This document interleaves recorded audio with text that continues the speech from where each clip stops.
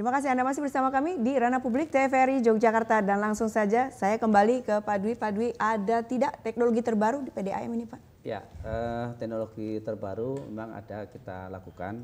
Ada beberapa, ada 2 hal yang berkaitan dengan produksi dan pelayanan ya. Yang produksi kita menerapkan teknologi yang yang lebih kekinian daripada yang dulu menggunakan pressure filter ya. Ini suatu alat untuk pengolahan yang lebih cepat dan ini lebih simple dan efektif. Nah ini kita gunakan beberapa lokasi kita pasang filter pressure. Kaitannya dengan layanan kita juga memasang beberapa alat yang memang untuk memudahkan monitor atau memantau layanan kita pada masyarakat, yaitu berupa logger, terus juga inventor yang juga sekarang sudah mulai kita terapkan watermeter digital. Jadi kita untuk kelompok-kelompok tertentu memang kita pasang watermeter digital sehingga akurasinya cukup jelas dan pemantauannya juga lebih mudah. Sebenarnya kalau pengolahan air ini Pak, kalau kita lihat di negara-negara yang bagus itu yang mana sih Pak kalau boleh tahu? Ya, kalau kita membandingkan dengan pengolahan negara lain yang ya apple to apple dengan kita lah, itu Singapura. Singapura itu cukup bagus dibanding daerah yang lain seperti Kamboja, Vietnam itu masih bagus Singapura. Jadi memang pengolahannya cukup baik karena mengambil air dari laut kan.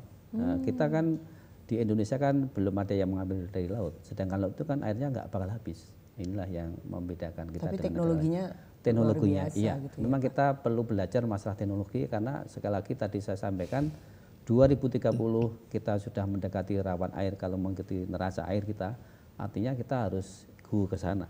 Artinya memang ya mau nggak mau teknologi harus kita ikuti.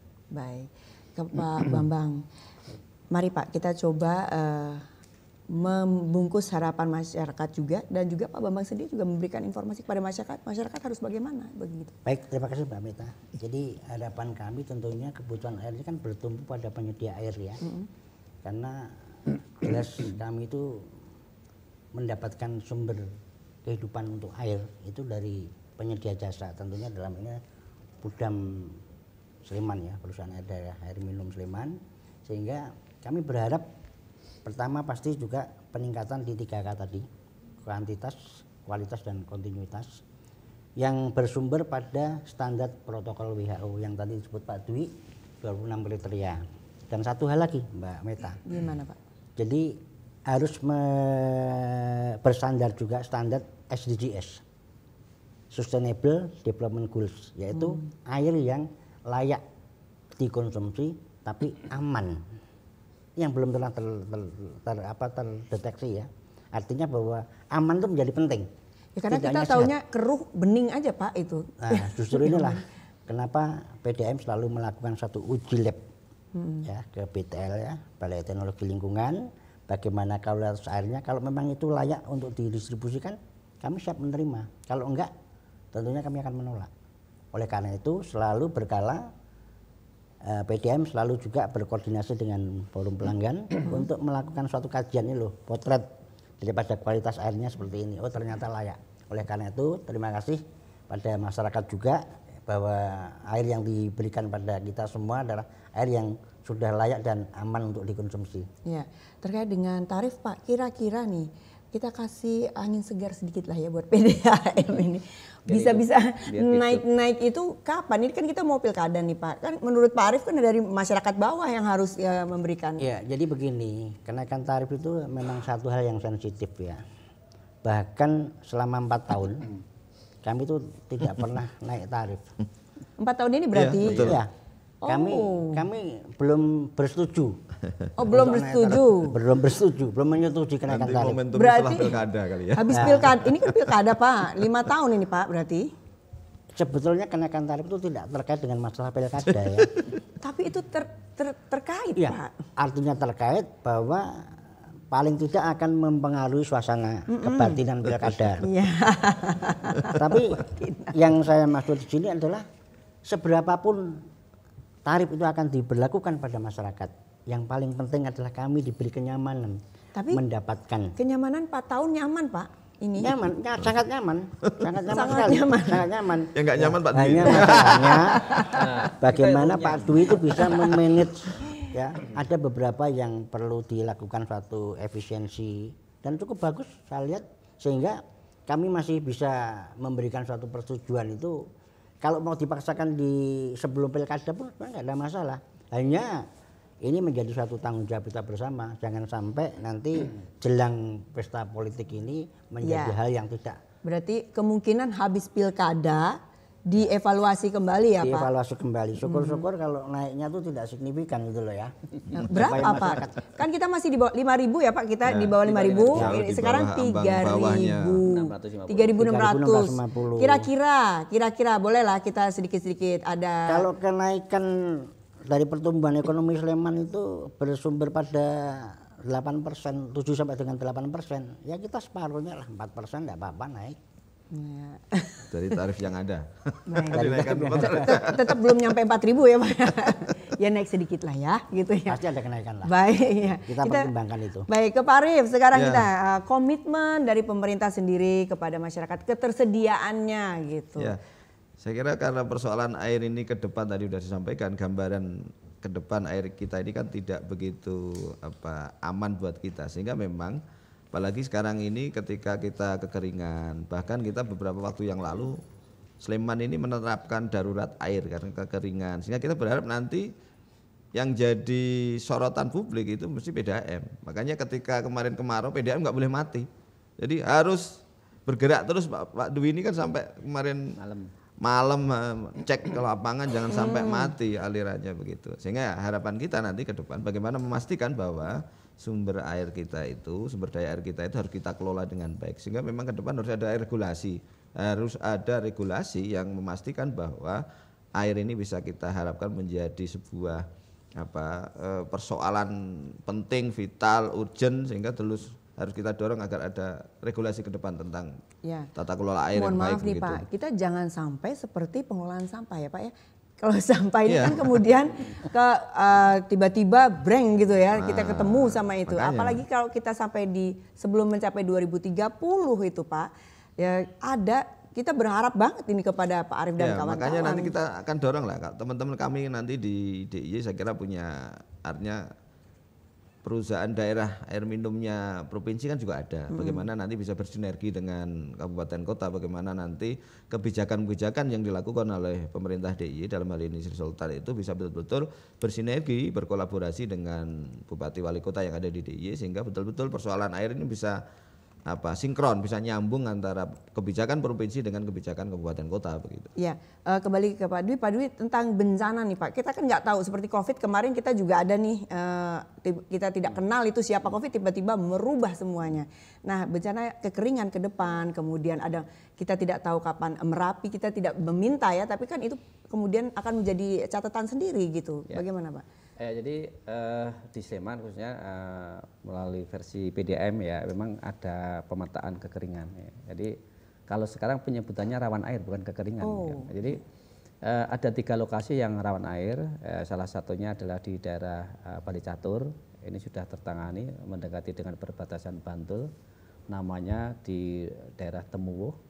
Terus di daerah utara itu di daerah Ngemplak. Itu juga Ngemplak sudah rawan ya Pak? Iya, karena di sana tanah berpasir ya, berpasir. Yang ketiga adalah di daerah Prambanan. Prambanan itu daerah atas, dan alhamdulillah semuanya sudah tertangani, termasuk yang terakhir Prambanan. Jadi yang dulu masih menggunakan dropping air, sekarang sudah tidak ada lagi dropping air. Di sana sudah kita layani, jumlah pelanggannya itu 1.200-an ya.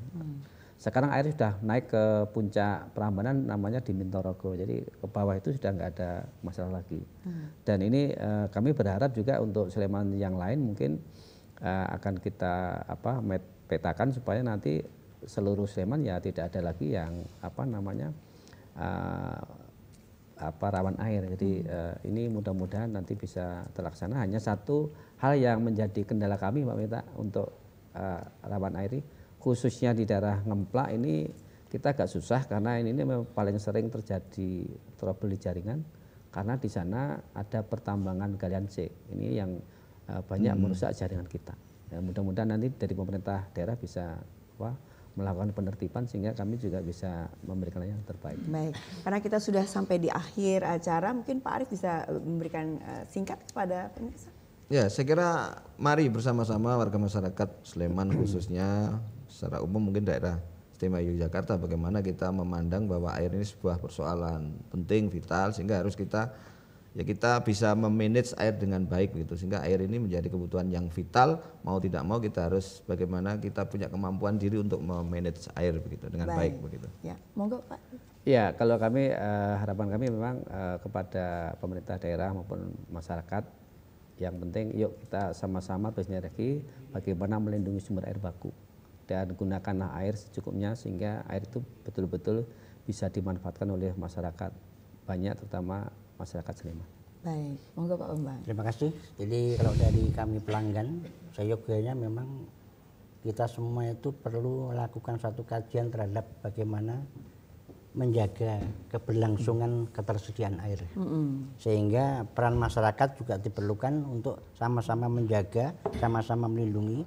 Ini tidak hanya masyarakat tapi juga stakeholder. Ya. Dari pemerintah sendiri, kemudian perusahaan dan legislasi tentunya bersama-sama untuk membangun satu sinergitas. Oleh karena itu, saya selaku Ketua Umum Forum Pelanggan Air Minum Nasional juga berharap di seluruh kabupaten kota itu juga ada pelanggannya. Supaya apa? Terjadi kontrol. Sehingga ada yang namanya pelayanan yang balance.